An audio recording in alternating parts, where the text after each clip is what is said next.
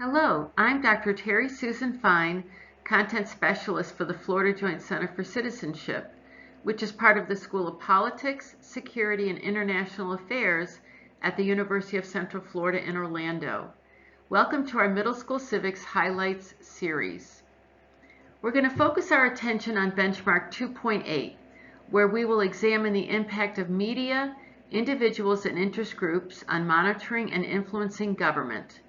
In part 1, we will focus on the methods used by the media to monitor and hold government accountable.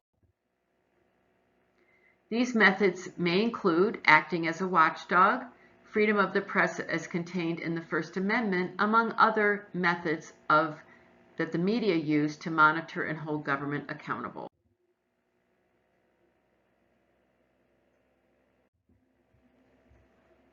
We're going to be looking at public opinion, focusing on the methods used by the media to hold government accountable by acting as a watchdog. So here we have in front of us public opinion data about the media's watchdog role. So this data was collected in 2019. Let's look at the first question.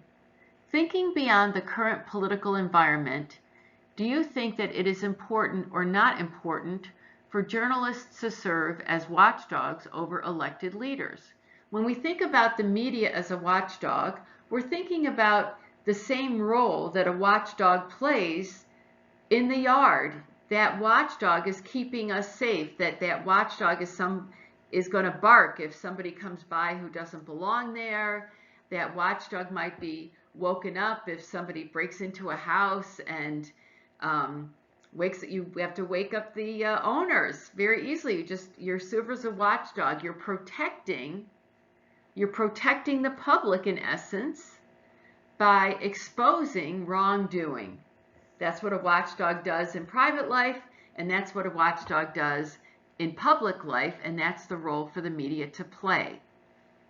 So we see here that 73% of the public said that it was important for the media to serve as watchdogs, while 25% of the public said that it was not important.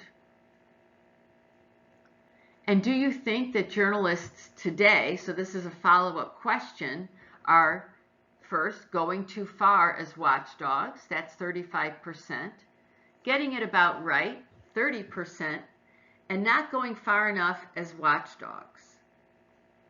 So looking at these numbers, it's about, between 30 and 35% of the public that has these viewpoints in each of the categories. The fact that more than 1/3 of the public said that the media are going too far as watchdogs, 35%. Less than 1/3, and the smallest category of the three, 30%, say that the media are getting it about right. But 32% said that the media are not going far enough as watchdogs. So this is kind of interesting because 32% say the media is not going far enough, and 3% more, it's not a big gap, say that the media are going too far. And only 30% of all the public say the media are getting it about right.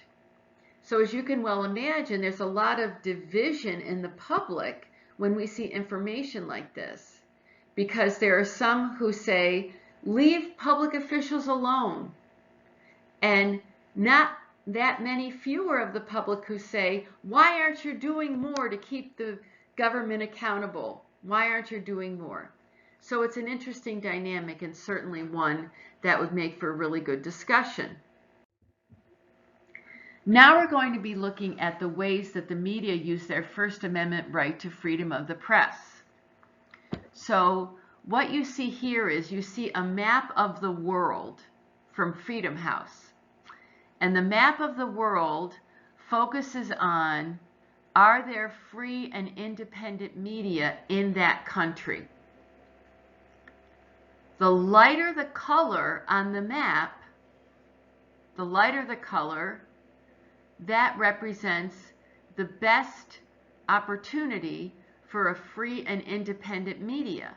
The darker the color represents the worst opportunity for a free and independent media. And the worst opportunity for a free and independent media means that the media cannot report on what the government is doing, that the people are shut down from learning about what's going on in the world, in their own country or in their own area, etc. So we do see significant differences between democratic and non-democratic countries.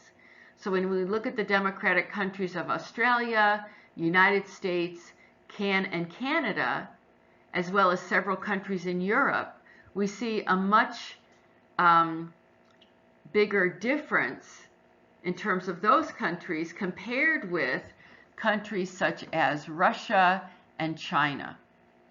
And so it's important, even whether or not there is a constitution that specifically protects freedom of the press, we see a big difference across these different countries. The countries that are non-democratic tend to be the worst in terms of the Freedom House's evaluation of there being a free and independent media, and the countries that are democracies or constitutional republics, they're the ones that get the highest score, and that's a score of a 4. So it's a very interesting map. Thank you for joining me for Middle School Civics Highlights. Do you still have questions? Please contact us using the information that appears on the screen. Till next time, I'm Dr. Terry Susan Fine. Thank you for joining me.